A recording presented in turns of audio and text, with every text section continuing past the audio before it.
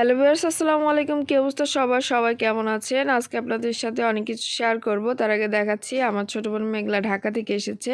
তো এই যে দেখতে পাচ্ছেন কেক নিয়ে এসেছে। তারপর হচ্ছে আজকে একটা মজাদার রেসিপি শেয়ার করব। সেটা হচ্ছে কাঁকড়ার ঝালঝাল ভাজি। তো এই যে দেখতে পাচ্ছেন কাঁকড়া ভেজে একেবারে গরম গরম ধোয়া উঠছে কাঁকড়া থেকে।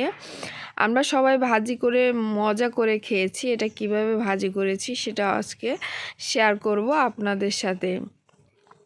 এটা ভয়েস দিতে গিয়ে তো আমার একেবারে জিভে পানি চলে এসেছে। এতটা মজা হয়েছিল। আমরা বাসায় 4-5 জন ছিলাম, সবাই মিলে খুব মজা করে খেয়েছি। তো চলুন দেখা যাক কীভাবে এই কাঁকড়াটা আমরা ঝাল ঝাল ভাজি করেছি, সেটা আজকে আপনাদের সাথে শেয়ার করব। এখানে হচ্ছে একটি প্যান নিয়ে নিয়েছি এবং পরিমাণ মতো তেল দিয়ে দিয়েছি।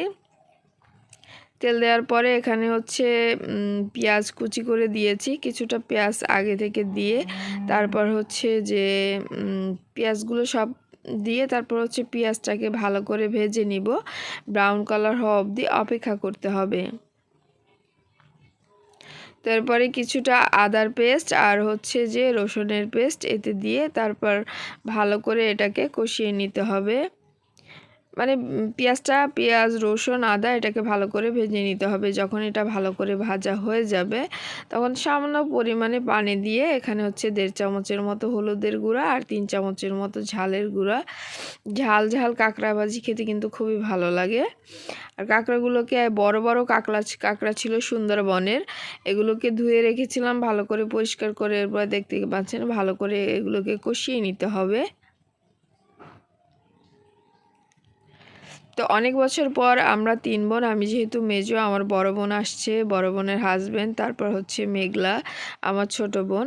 তো এখানে কিছুটা পরিমাণে নারকেল দিয়ে দেওয়া হয়েছে। নারকেলের দুধ ইউজ করে সবাই, তো আমরা আবার নারকেলও দেওয়া যায়, নারকেল দিয়ে দিয়েছি। তো এটাকে ঝোলের পানি দিয়ে দিতে হবে সিদ্ধ হওয়ার জন্য। এরপরে ঢাকনা দিয়ে ঢেকে দেব। ঢাকনা দিয়ে ঢেকে দেওয়ার পর দেখতে পাচ্ছেন একটা গরম গরম ধোঁয়া চলে এসেছে। এটা যে মানে গরম গরম আর ঝাল ঝাল ছিল, খেতে খুবই মজাদার ছিল। আমি আমার মা, বড় বোন, দুলাভাই, ছোট বোন এরা কয়জন মিলে মানে খুব মজা করে খেয়েছি। আমার লাইফে মনে হয় এরকম কাঁকড়া কখনো খাইনি, এতটা মজা হয়েছিল। যাই হোক, সবাই ভালো থাকবেন, সুস্থ থাকবেন এই কামনায় বিদায় নিচ্ছি সবার কাছ থেকে। আল্লাহ হাফেজ।